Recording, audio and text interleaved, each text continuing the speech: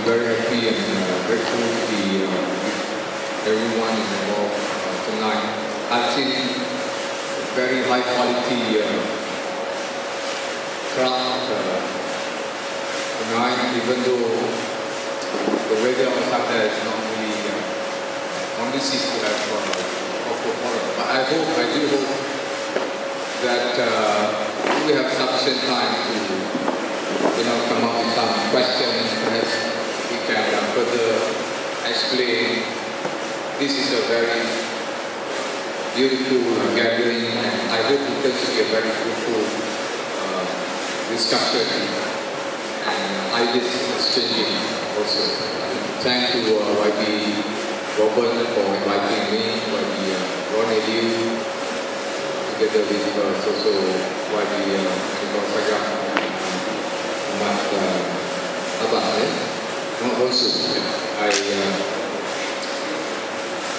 I was starting to see some of those pictures just now, and of course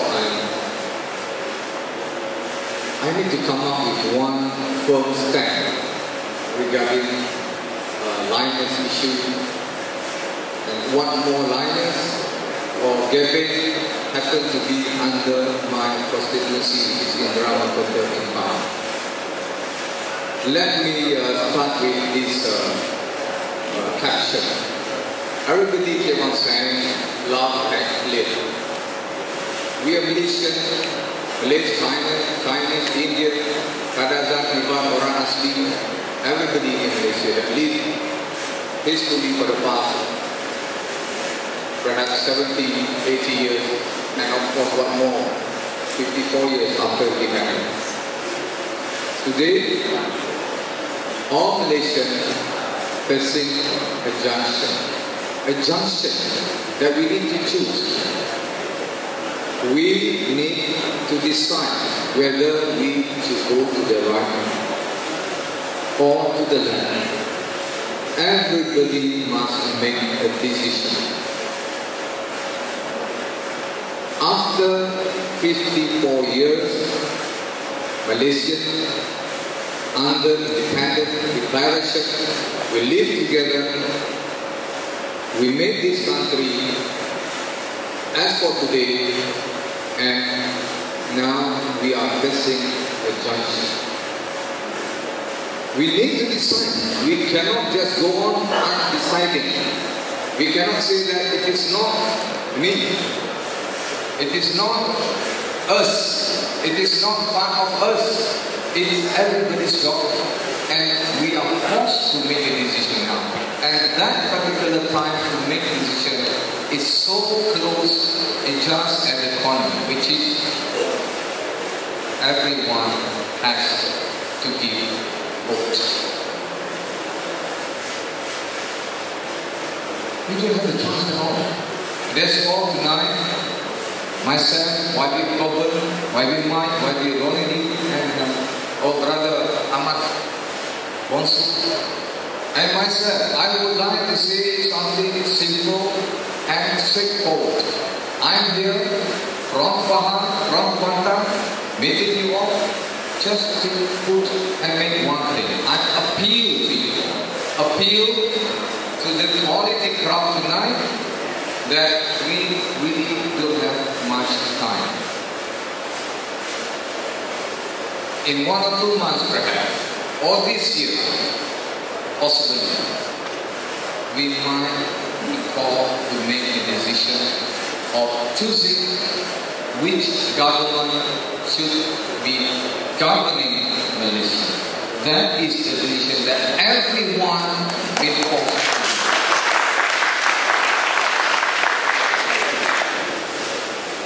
And this coming general election, I am sure that every one of us in the state will agree, and therefore the same goes to everyone in this room, in this day one, in this one.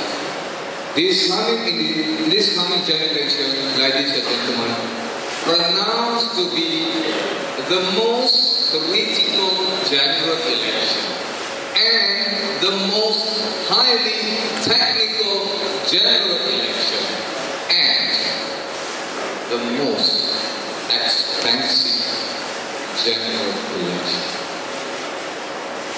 Therefore, this coming general election, it is not like any other general election before. You can't compare. Every vote counts. Everybody is important. Semua orang penting. Everyone is important. Everybody is equally important. And I appeal to you all. I appeal, please take this very seriously, because Barisan Nasional, especially the one that leads Barisan Nasional, is unknown. They can't afford to lose, and they don't want to lose. They will never want to think of losing. That's why they will do whatever possible, whatever best possible to win, including to use some of those technical aspects, technicalities in winning this coming general election. Therefore, we've got to be careful. We have to be extra careful this time. This coming election will not be as similar, the same general election that they've gone through before. The 12 general election before will not be the same this time.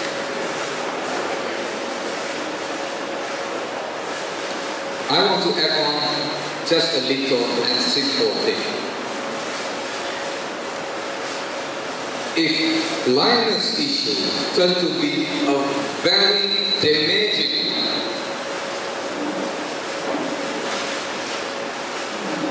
a very crucial element, environmental, health, wealth, civic, whatever. But further than that,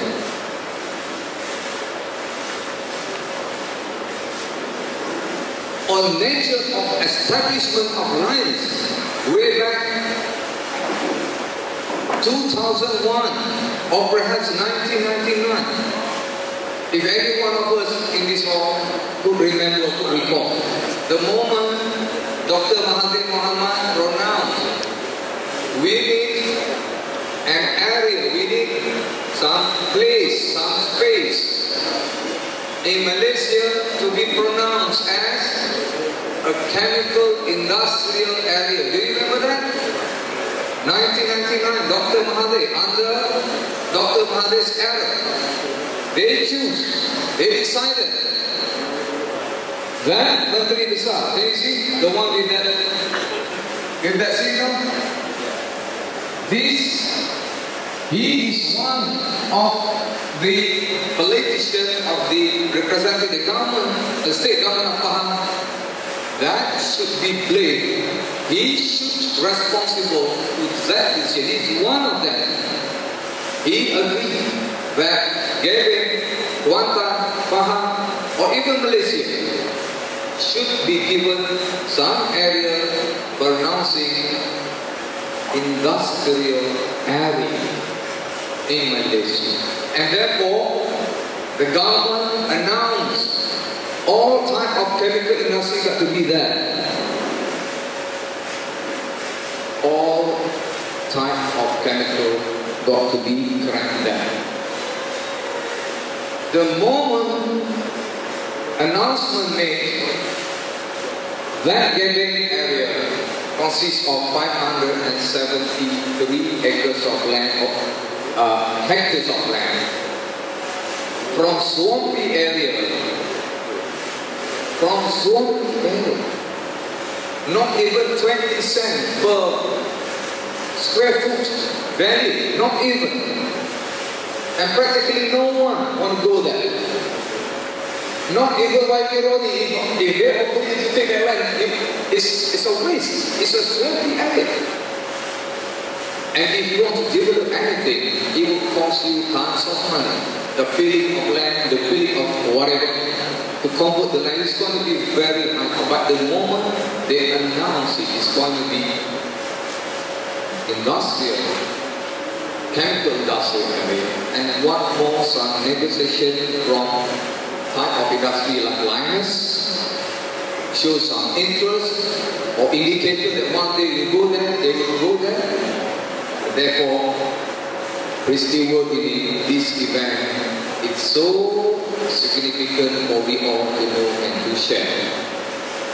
Pada masa itu, pemimpin-pemimpin, the leaders from Barisan Nasional. Why? Because Pahang, especially, no experience of having any single position, especially in parliament area. None. Never. So they took that opportunity. They took advantage of that. Every one of them been given 50 acres of land, 20 acres of land, 100 acres of land, or whatever. They among themselves, they're pandai-pandai bagi. Just like the film of P. Ramlee said, one for you and one for me. 3 for you, 6 for them. They plot, they divide, and they give. Almost no cost. They call it Tanah Kurnia. Whichever of you can recall, they do. Because they knew it.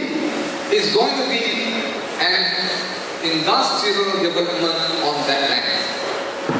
So, by the time miners came and applied and negotiate or whatever, they are so happy. They knew it. They turned to be millionaires overnight. From no cost to 200 ringgit per 1 square foot. Any one of you can tell me what kind of dream one man could say from no cost, from 20 cents per square foot to be 200 ringgit per square foot, because it declares as an industrial area. Siapa tak mau? Cuba beritahu.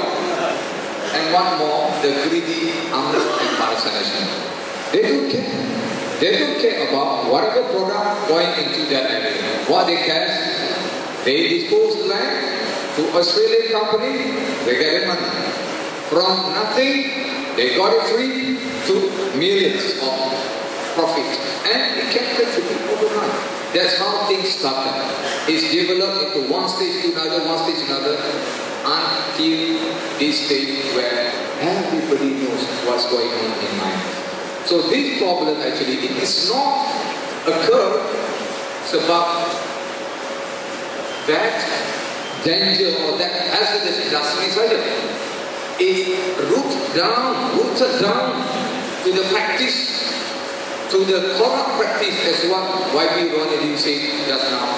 The corrupt practice of UMNO and Barisan Nasional leader way back 10-20 years ago, and it accumulates until today. And therefore, we are really in this junction. The junction that we need to decide whether we want to go and go on with the same, very same, dangerous attitude of Barisan Nasional, or we just want to be safe. Let's save Malaysia. Let's save this country. It's not only saving this country out of this hazardous element. Save this country of the most critical, important, corrupt practice of Barisan Nasional dan UMNO. Are you with us? Are you with us? We need to just save this country. We need to save.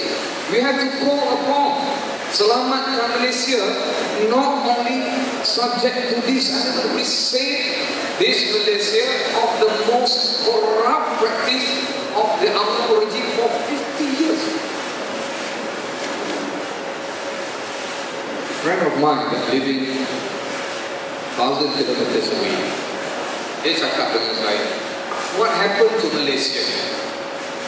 What happened to Malaysia? Saya tanya dia, why? He said, even we that living 1,000 miles away, we could see very clearly what's happening in your country. Why we already were saying just now about the money, the amounts of money, which is, he said, I say, everybody say, it close to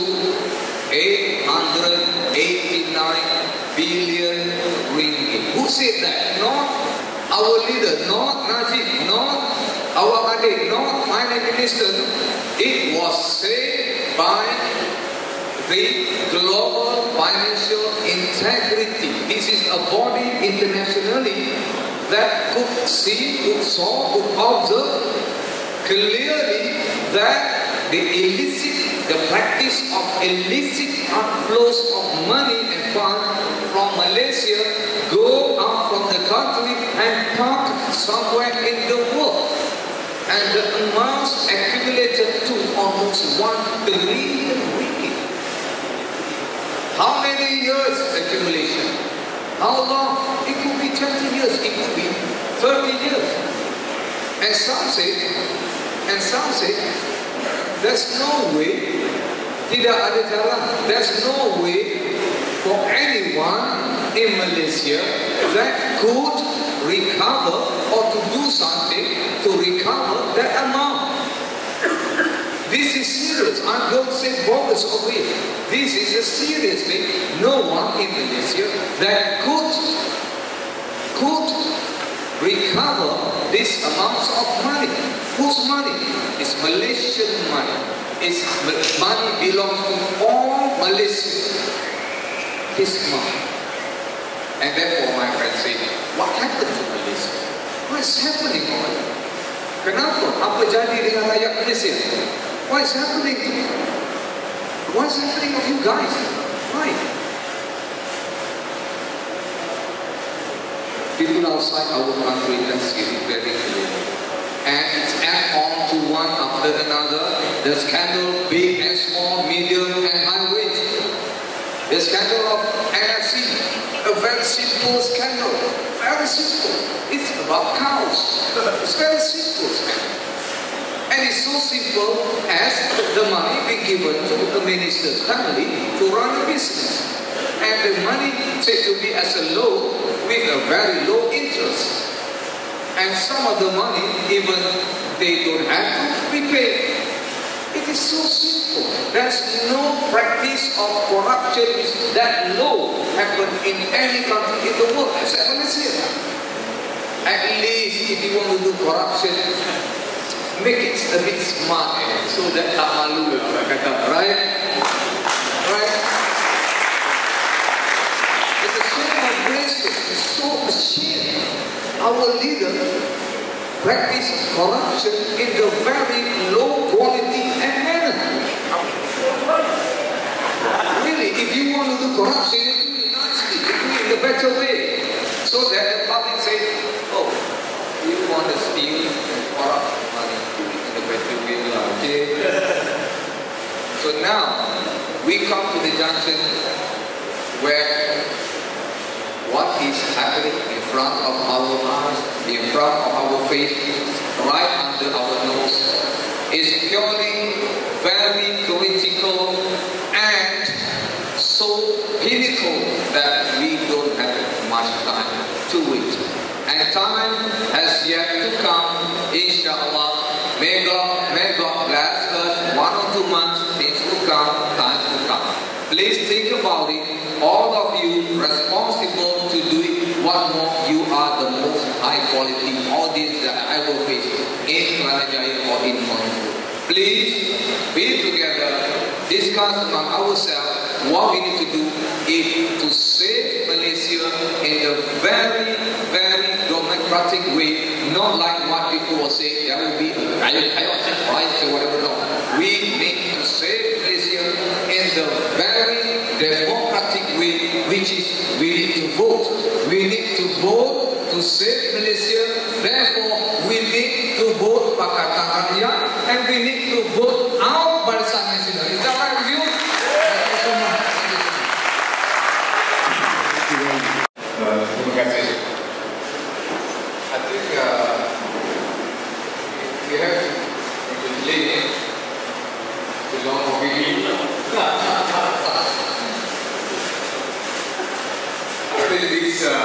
this position sebenarnya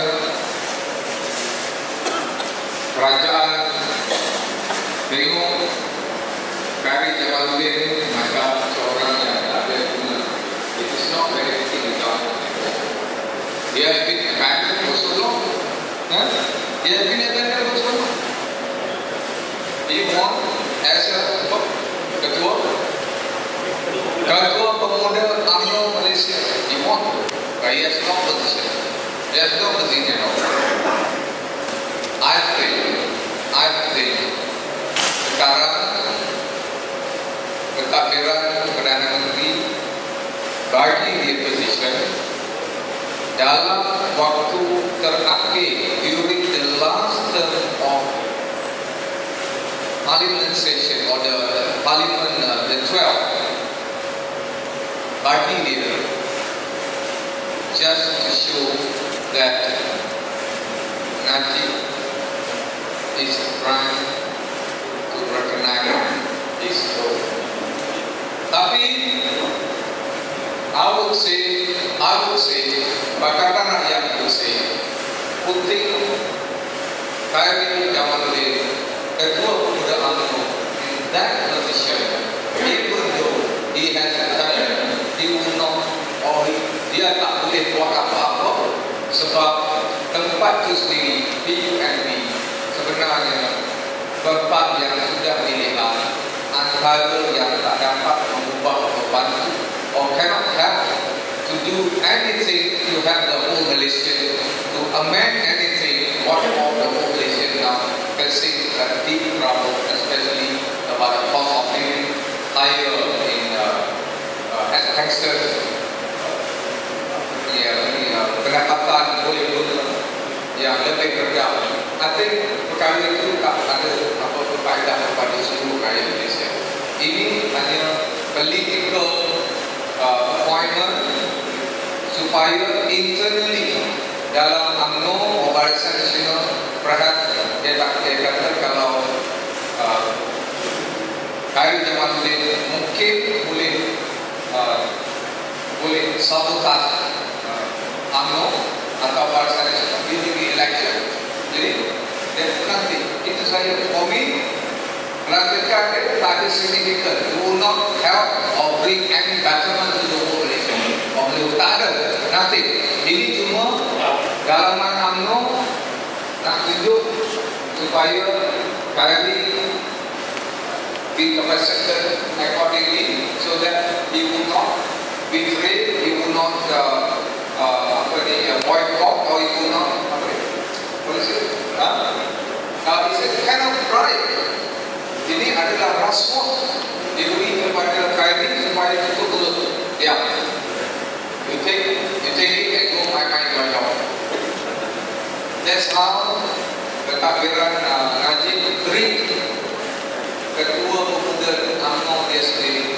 And one question: if Prime Minister Najib, the highest position in this country under Barisan Nasional dan UMNO, can treat this Ketua Pemuda UMNO dia sendiri, can bribe Ketua Pemuda UMNO sendiri to drink the mouth, and you just imagine what Najib can do to the whole Malaysia.